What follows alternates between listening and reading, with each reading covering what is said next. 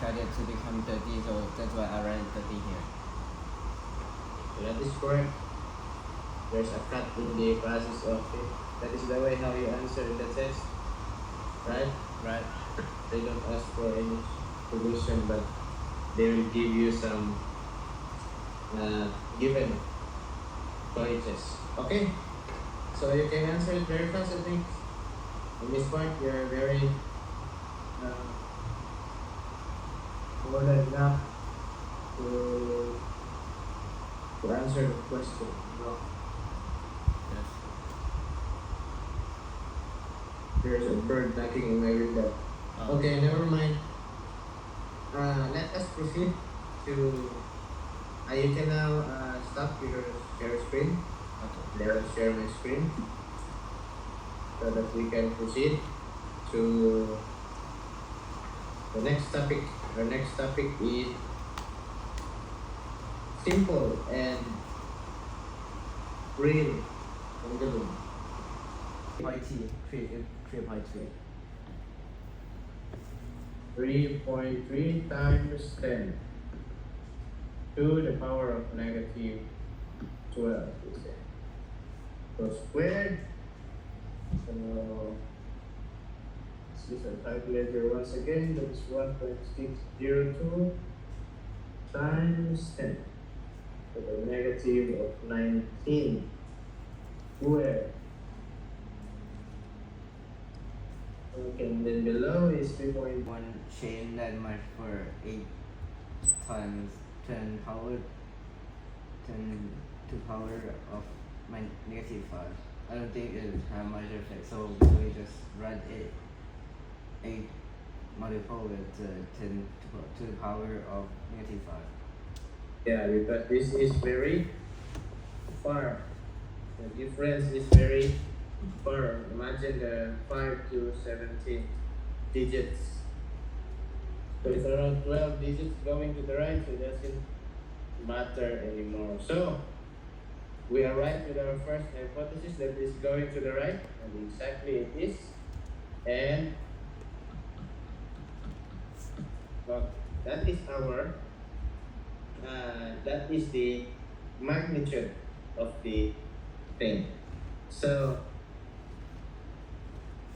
I want to try another one.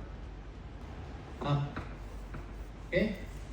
Q1 will go up because of Q2. But so you write Q2 to, so I just feel confused. Where is Q1 going because of Q2? Yeah, because you write Q2, another one is negative and positive, so that's why I confused. Sorry. I did it 3 here. Sorry. So because of Q2, where is Q1 going? It's going to Go up if the Q2. Because of Q3, it will go to Right. right. Exactly. So that is our possible direction later. Okay. So first let us establish the F21, the F2, F31.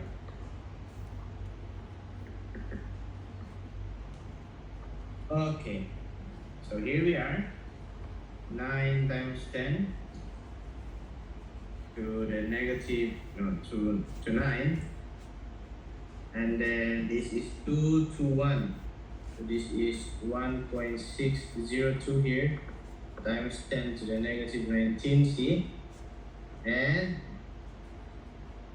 3 times 10 to 1.62 times 10 to the negative 19 c all over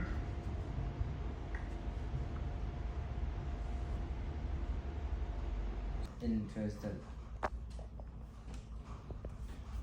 again. Which force do you interested? Like force 1 only, right? Like You need to search, calculate for force Q to 1, and then force 2 to 1, okay. force 3 to 1. Basically, we just do only force 1, I mean 2, 1 and 3, 1, right? Yes, yes, yes.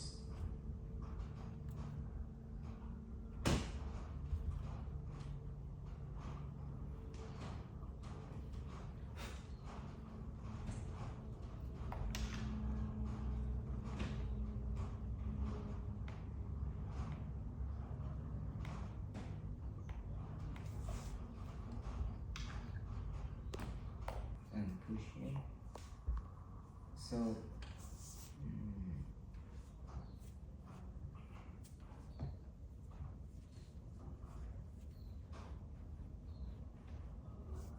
3.2 divided by 1.9.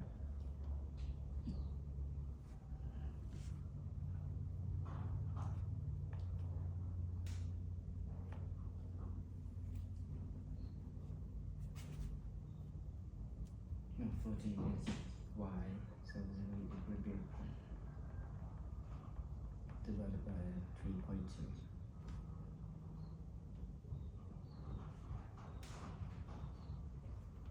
But it's still something 1,000.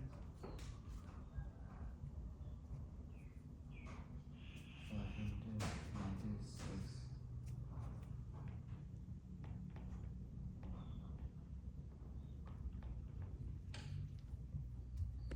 Going down, and your y also is going down. It's So negative and negative, so become positive. okay. So it is 89. So it means that is this squared to the power of -1 and to the power of -4? Yes, it quite makes sense because they can the y graph is nearly almost like more force than the 1 3. Okay. So So this theta 89.9 will start from the negative x-axis, right? right, Okay, because if it will start in the positive x-axis, so your force will be in the quadrant 1, but obviously the force should be in the quadrant 3, right? right, Okay, so that is what's happening. So your resultant vector is almost on the negative y-axis, right? right.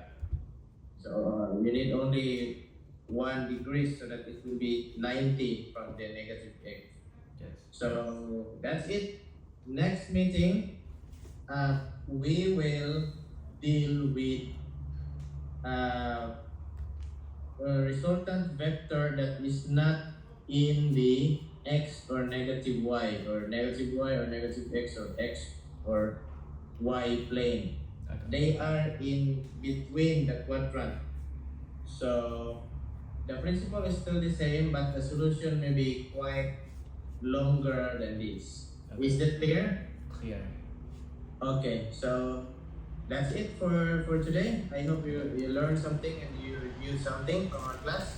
Yes. And I can see you're very fast now. Yeah, you can answer very fast now. So I think I need to adjust something in my instruction. Okay. All right. All right. That is for today. Thank you so much. Thank you so much.